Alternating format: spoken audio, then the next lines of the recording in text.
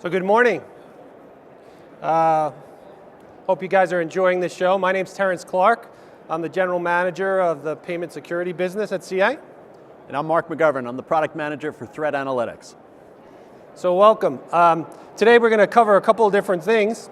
The three key topics. First I'll start and I'll just set the context for one of the challenges that a lot of organizations are dealing with around cybersecurity and cyber attacks, and why analytics is a key way to essentially assess or deliver solutions to help address those challenges and some of the core elements around that. Then I'll have Mark spend some time talking about the core strategy that we have. Very powerful strategy, really excited about it. And we'll talk about some of the capabilities that we have that are available today, some of the things that are coming, and some of the things that you're able to see on the show floor. So just to start to set the context, right? One of the things that we definitely see is that organizations today are really concerned about issues with cyber attacks. All you have to do is look at what's happened in the past couple of years. Sony, Yahoo, Target, Home Depot, ADP. The list goes on and on, right? NSA. But if you really want to think about it, the impacts that has been on these organizations because of these attacks has been pretty significant. In some cases, it's still going on. And these things have happened, in some cases, years ago, right? But now just think about what's happened in the last few weeks, just alone. How many heard about Tesco Bank? Show of hands? Okay, so Tesco Bank had about, just in the past few weeks, had about 9,000 of their accounts compromised, right? And the hackers essentially stole 2.5 million pounds from people's accounts.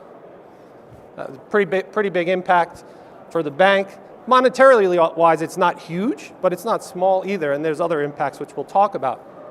How about IoT security has been something that's been talked about quite a bit. I know Mo referenced this in his presentation the other day, but organizations like PayPal and Spotify, these organizations were impacted because of this denial of service attack that happened on these webcams that had vulnerabilities. It's another example. A third example, since we're in the land of the casinos in Las Vegas, was, although a casino that's not here, Casino Rama in Ontario, Canada, recently announced that they had a cyber attack which they had to publish and announce to their customers and their employees that they lost, and these personal information was posted out. So all we're seeing here is that these attacks keep coming more and more, and the impacts of these attacks can impact them financially due to losses because they can't operate their operations. They could be impacted financially because of penalties, or they could be impacted financially because of legal issues. So it's becoming more of an issue that people need to be dealing with within the organization. And historically, these attacks have maybe been coming from the outside, but more and more these are attacks that are coming from the inside.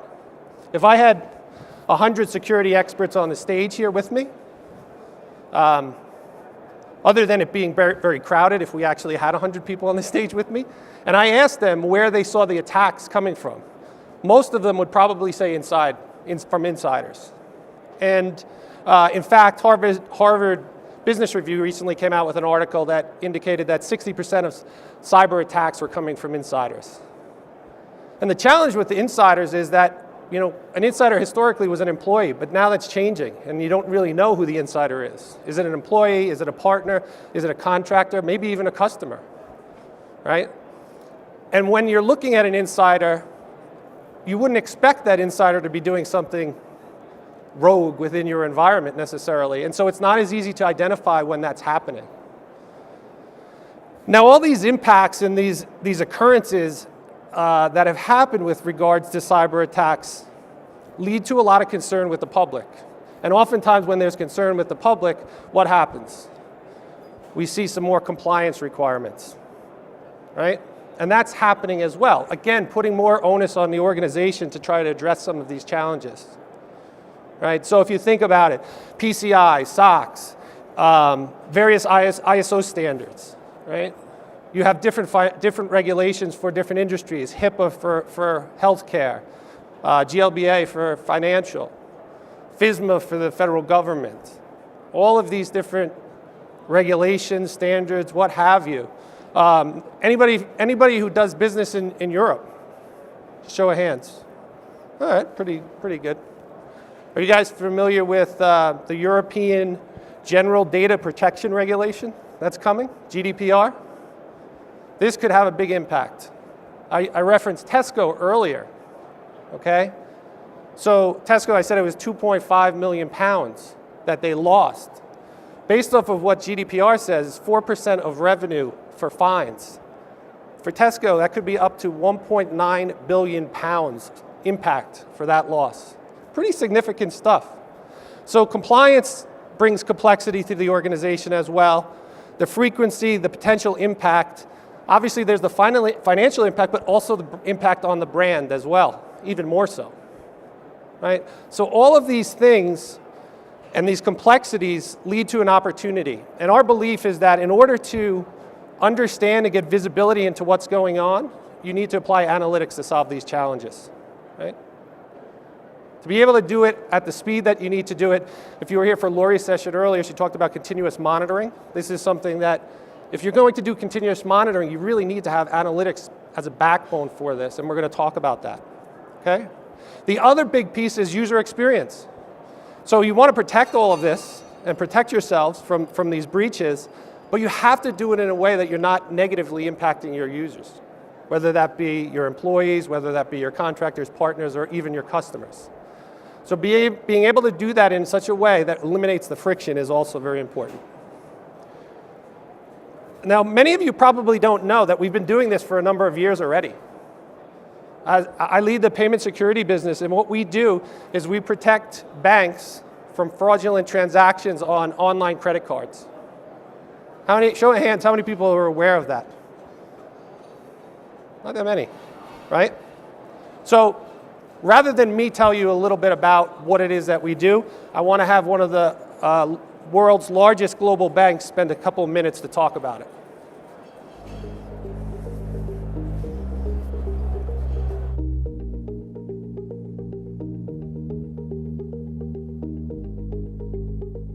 The industry's seen significant changes over the past 2 years in the world of card fraud, especially in online fraud, also known as card not present or CNP fraud. Historically, that was moving down, and one of the drivers for that was in 2008, a lot of banks moved to new fraud systems which were designed to tackle specifically card not present fraud. The way that the systems did that was usually through static passwords, and at the time that was secure enough. What's happened over the past 2 years is that the fraudsters, in order to maximize their gains from card not present fraud, are utilizing more sophisticated techniques like smishing and vishing to get more details from our customers. And by doing that, they're able to bypass the security procedures we once had in place to keep them safe and secure, and get transactions approved, and ultimately lose our customers' money.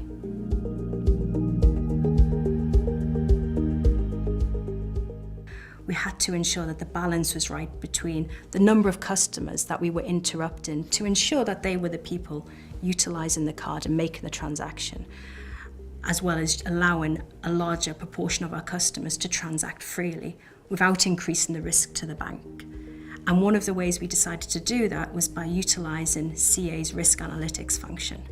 This allowed a real-time scoring model to underlie all of the transactions so that we could be confident that the decisions we were making on whether to automatically approve with no challenge or decline the transaction was the right decision, not only by the bank, but also by the customer to keep them safe and secure.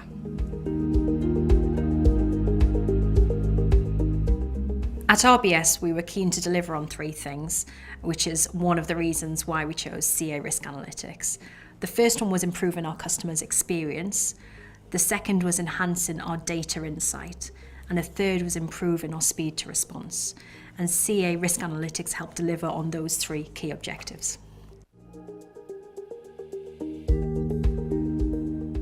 Previously at RBS, we would challenge 100% of our customers with a password. By introducing CA Risk Analytics, we've been able to reduce that to 15 to 20%. That's enabled a much better customer experience to happen. we have less customers being declined, and we have less customers abandoning transactions because they're unable to remember their password or their username.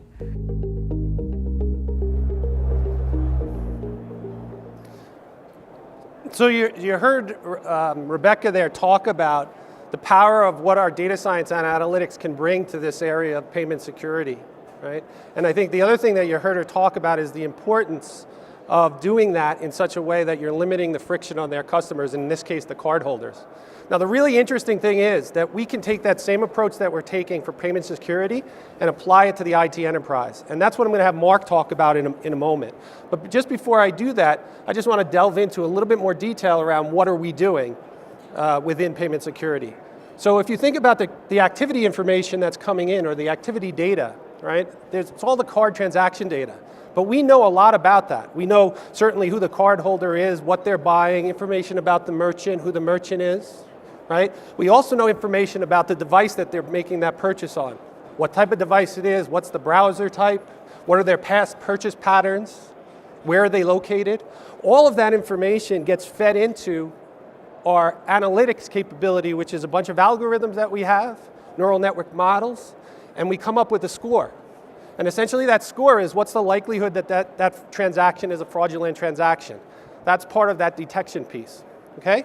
Then the bank ultimately makes a determination. That score can be from 0 to 999. The higher the score, the higher the likelihood that it's fraud. The bank then makes a determination. If it's a low score, we allow the transaction through without impacting the customer. If it's a mid-range score, maybe we challenge the customer with some sort of one-time password. If it's a very high score, maybe we just deny it. Right? So what we do is we basically use that activity data, we detect what's going on, and we provide some remediation capabilities. Okay? That data also then gets fed back into a loop, which allows us to dynamically update those models and provide really strong performance as we go forward.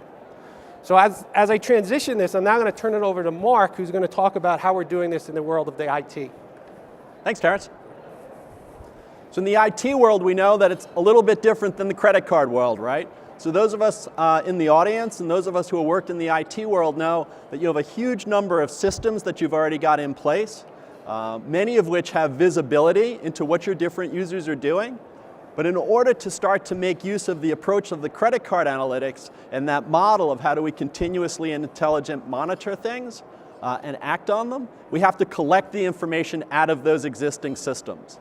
So whether that's a privileged access management system, an authentication system, an identity and governance system, those are all core pieces of your enterprise that have incredibly important information about what your users are doing. How are they accessing IT assets? So in the world of credit cards, where the banks are looking at when are they using that piece of plastic and that series of numbers, and in the IT world, what we want to see is when they're accessing the different data elements or the data services that you consider sensitive. So a core element in the approach of bringing this to IT is having that integration capability to pull that event and that context out of those. The detection capability is all about the analytics. It's pulling out the who, what, where, when, how. So now that we have access to that information, those core elements are exposing it, how do we piece it together? How do we correlate it so that we know that that user has done these things? He or she has used these devices. And these are the patterns of behavior that we see.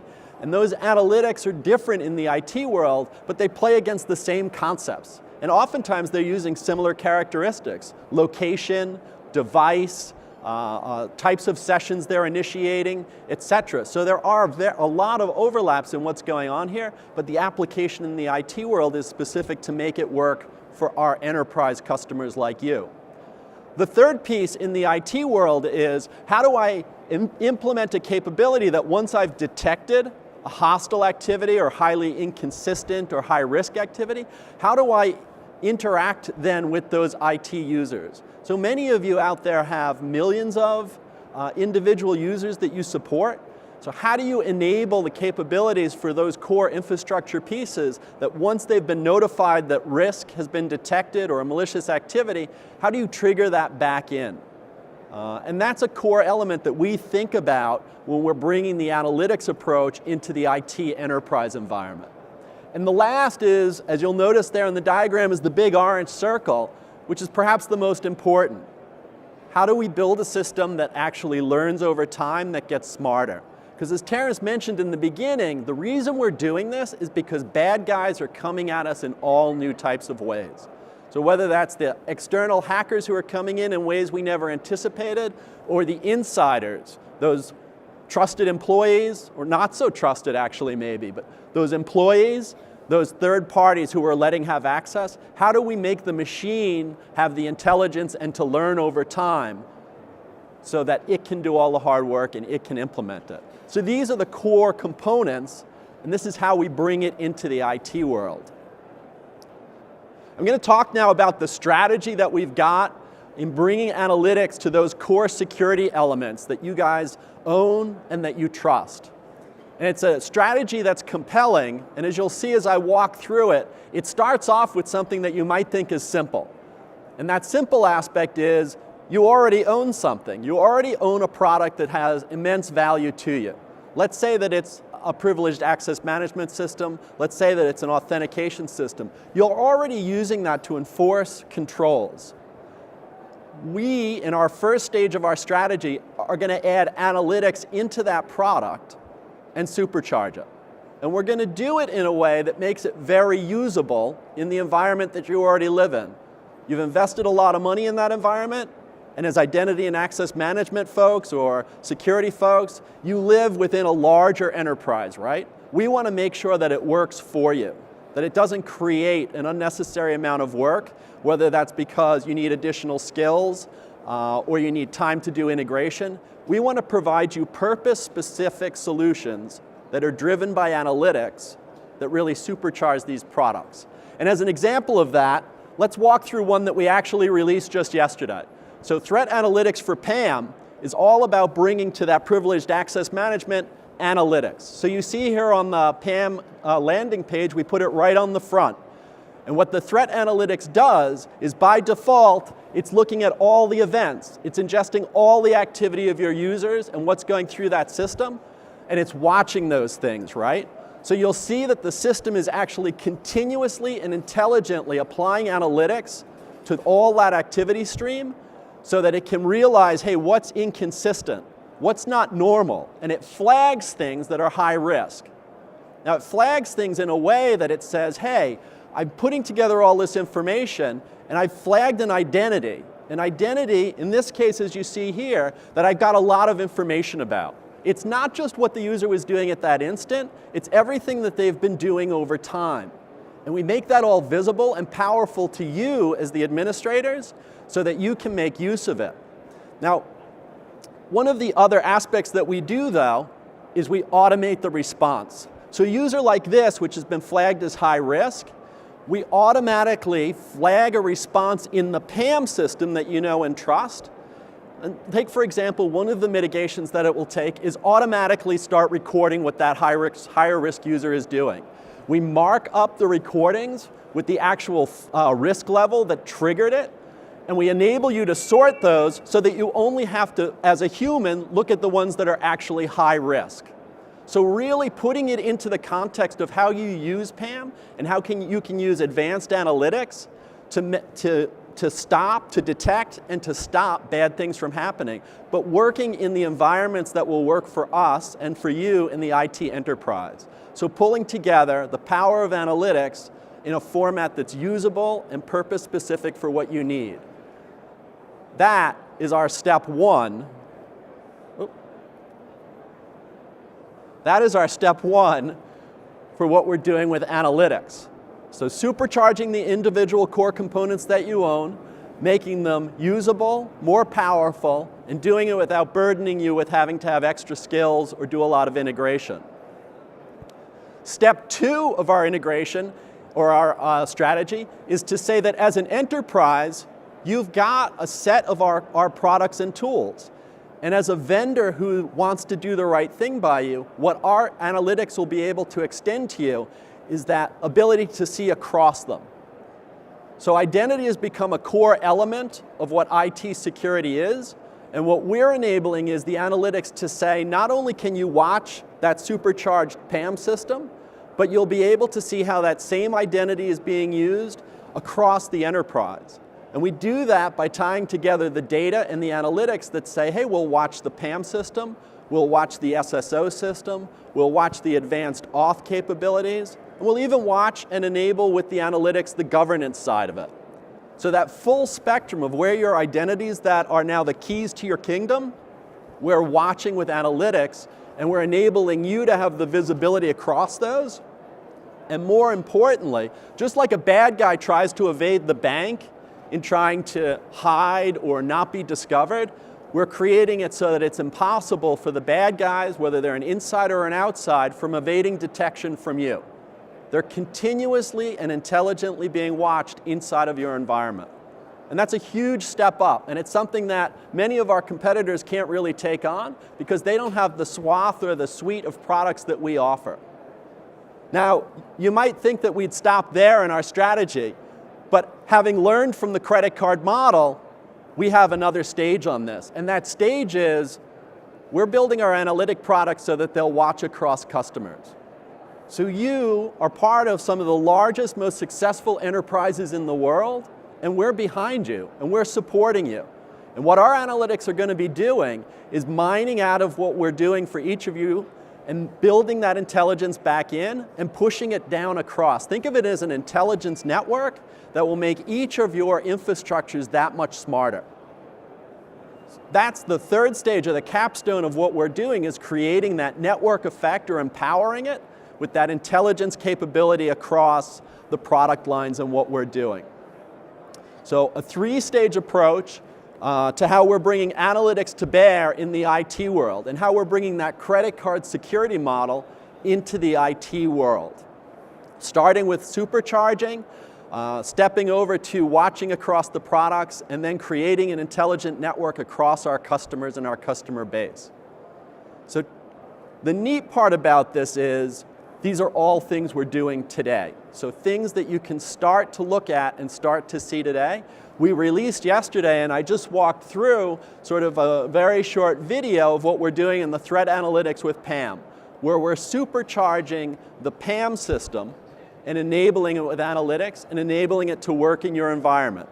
So in a great example of how we're taking that stage one of our strategy and putting it to work for you. A second thing that you can see today at the show is a sneak peek that we have of what we're doing with threat analytics for SSO. So many of you have used a deployed SSO at scale and are using it to protect a large number of your assets and support a large number of your users. So whether it's a few million up to 100 million, this is an SSO product that has a lot of visibility. And what you can see back here right behind you on the right at the sneak peek is a capability where we're taking analytics and applying it into that use case. So intelligently pulling out of it the behaviors and activities, highlighting the highly inconsistent capabilities, and allowing you a very broad view that then will cross into the PAM world in the threat analytics. There's a lot of reason that that product looks very similar to what we're doing because we want to create that simple view for you across the entire enterprise. The third stage, remember, is that we're going to create an intelligence capability. We're going to create a capability so that the things that we see can be shared and used by you as IT folks and enterprises. And back at the same sneak peek station, you'll see an example of how we're doing that with the CA Risk Network, real-time network sneak peek that we're doing. So really bringing to bear, in this case for our credit card customers and our payment security customers, that intelligence sharing model and what we're doing. But we believe really strongly in this strategy of starting with the things that are specific to core elements, core products, and working our way up to provide increasing amounts of value for you, increasing amounts of visibility, and using the analytics to make your environment and your world more secure. Analytics to us at CA is the core of what we're doing in innovation and how we're driving data-driven capabilities for you. So you heard in our keynotes both yesterday and today how important it was to innovate, how important it was to be agile.